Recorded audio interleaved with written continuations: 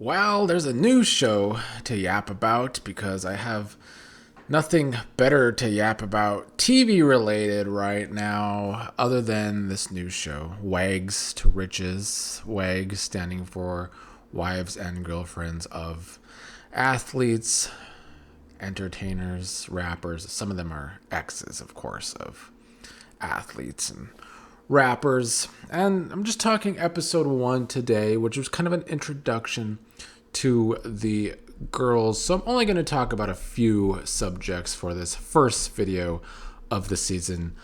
I know most of the athletes and rappers, but I don't know any of the women that the show is actually about. Really, there's two that I know of, and we're going to start with one of those two, that being Sharelle, who at this point in time was still dating Chad Ocho Cinco in a very interesting relationship where a lot of people thought it was a PR relationship, not actually real, and I wouldn't go that far. And although I will have a lot to say about Charelle in this video, it was brought up in many of videos I've seen about her, and like in the news and the blogs, that the two have a kid together, and that was her argument. If it was a fake relationship, if it was just a PR relationship, they wouldn't have a kid together, and that is true. So I don't think it was like a fake relationship. But what I will say regarding the two of them is I feel like a lot of what was put out there about them over the past year and even recently with the whole podcast situation on Shannon Sharp's podcasting channel now, where she's now getting a podcast, even though right now Ocho Cinco and her have split.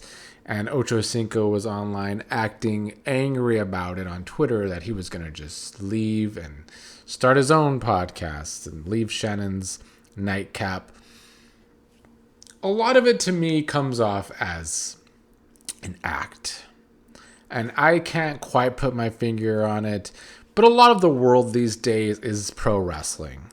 Not to be a conspiracy theorist, but there is a lot of things in life right now where everyone's kind of just putting on a show. I felt like Ocho Cinco getting online, and sorry, I've kind of took a detour from this actual episode to talk about Ocho Cinco and Sharelle, but I mean, they are a part of this series, even though this is happening right now. But I felt like Ocho Cinco going online to complain about it was an act, to just draw further interest in her new podcast on Shannon's channel.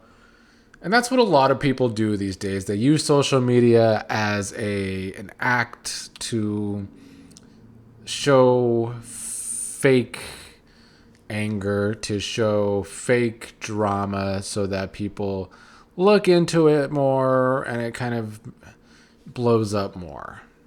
And that's, I think, been a lot of their relationship. I think they're really good friends, and it makes it easier for them to use each other and each other's names to get these kinds of shows and further make more money, which is smart. If people would use the basis of what pro wrestling is supposed to be, and that is to get heat on someone or something, to cause an interest on that thing, it works on people's psyche. So honestly, big ups to Ocho Cinco and Sharelle for being able to do that to people and cause further interest onto them.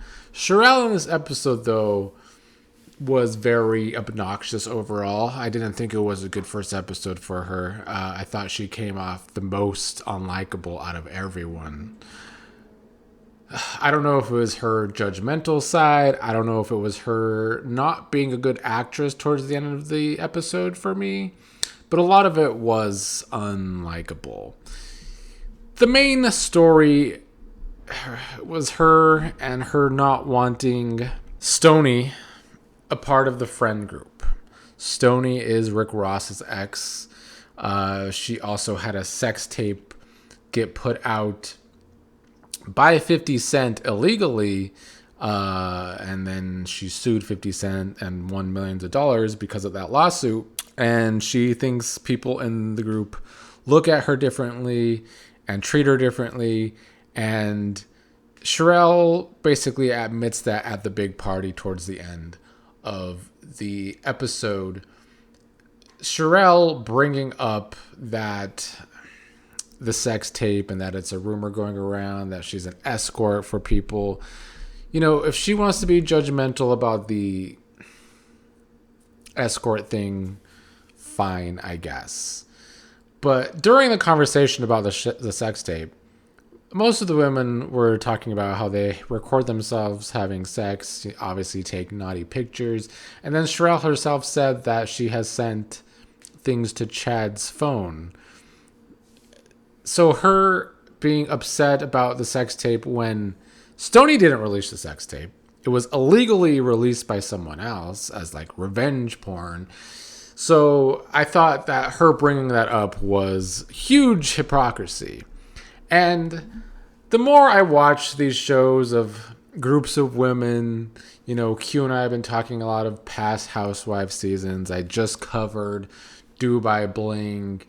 And there's always someone in the friends group or just on the show in general that's a try hard. It's like they're trying to either cause drama to have a storyline or to look more entertaining. I don't know everyone's reasoning, but there's always at least one. And Charelle is looking like the tryhard of this show. When her and Stony had that confrontation at the party, they kind of walked away and talked about it. Either one of two things is true about Charelle in that confrontation. Either this whole thing was not real, it was set up to be a storyline on the show, or Charelle is absolutely terrible at arguing. Because every time she would talk to Stony about the subject, there would be a smirk, there would be a laugh, but it wasn't like a haha, we're fighting and I'm getting the best of you laugh. It was like a haha, I'm nervous and I'm just saying this because it's a TV show and we need a storyline laugh. So I didn't really enjoy that thing because it made it look a little less authentic. Which a lot of reality TV these days is less and less authentic. But so I'm not surprised by that. But because of that, and because of Sharelle's edit of coming off judgmental, and most importantly, a hypocrite, I never can root for a major hypocrite on any of these shows, whether it's just a regular reality show, whether it's a character on a show, whether it's a competition show. It's hard for me to get behind a hypocrite. And she really came across like a hypocrite in this first episode. Another aspect of her being a hypocrite was her and MJ, who is Miranda, who is a baby mama of two of Kodak Black's children. Really like MJ. In fact, I would say she was my favorite of the group so far. But MJ clearly has a lot of issues. By the end of the episode, we see that she got in a fight with one of Kodak Black's other baby mamas. And we see at one point she broke windows out of Kodak Black's car because she was standing on business because he was cheating, and she doesn't like that. She doesn't like to be like many wives or girlfriends of rappers or athletes who just get cheated on and are supposed to take it. And good for her. I am glad for her standing on business. But on the Sharelle side of things, you know, she's calling Stony a hood rat by the end of the episode just because she came to the party and left and didn't want to argue more. But then MJ's going around doing some really stupid stuff to get herself in trouble, to get herself arrested. And Sharelle has nothing bad to say about that. In fact, she seems to want to be this mother figure for MJ. And yeah, MJ is the youngest person in the group. And I'm glad she's doing that to MJ. But then when she turns around and gets into what could have been a fake argument with Stony just for the show, but regardless, it made her look like a super hypocrite. So Sharelle, she worked her pro wrestling magic. She got her heat on herself, and she's the villain in the first episode to me because of all of that.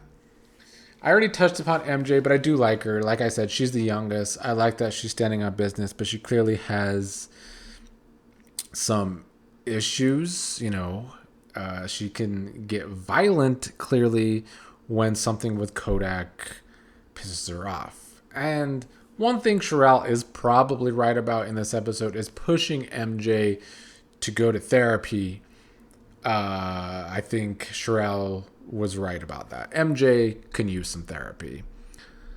The only other person that really stood out was Jules, who worked for Kanye West, got publicly fired by Kanye West. She threw it out there to Stony when everyone was kind of talking behind her back at the party. I think Jules is going to be the person who isn't afraid to tell things to people's faces, which I can respect if that's the way they go with it. She's a Pisces with the Gemini rising. I think her Gemini rising definitely overshadows her Pisces. I'm a Pisces, so I usually defend Pisces on this channel. The other Pisces is Stony, and she is an interesting person. In typical Pisces fashion, she's playing the victim a lot in this first episode. She was saying how she just wants to be nice to people because she's a Pisces, and she doesn't like that people are judging her in the group. And I get that. And I do think we Pisces can be a little too nice. A lot of the Pisces women out there can be passive aggressive because of that. I believe her when she says that she just wants to bring peace and love, because that is what we intend to do as Pisces. Another thing she got judged for is after winning money in the lawsuit, she spent it all on cars instead of getting her own house, and she's still living in a house owned by her ex, Rick Ross. That is something Sharelle also didn't like, because she doesn't like women who depend on men for everything. I'm not going to hate on Sharelle for that. And that did make me question Stony a little bit. Another bad aspect of being a Pisces can be bad decision making. And I think that is something she did with her money that she won in the lawsuit against 50 Cent. I do like Stony overall, though. The victim complex was getting a little much by the end of the first episode. We'll see if she can prove herself to Sharelle and get into the friend group. But so far, it's coming off like more of just a set-up storyline than actual real animosity. Because that first confrontation was not convincing enough for me. So if they're really not on each other's wavelengths, they should actually have more drama than what they had in that first episode. But anyway, that's my take on the first episode. Didn't talk about everyone because those were the only people that truly stood out in this first episode.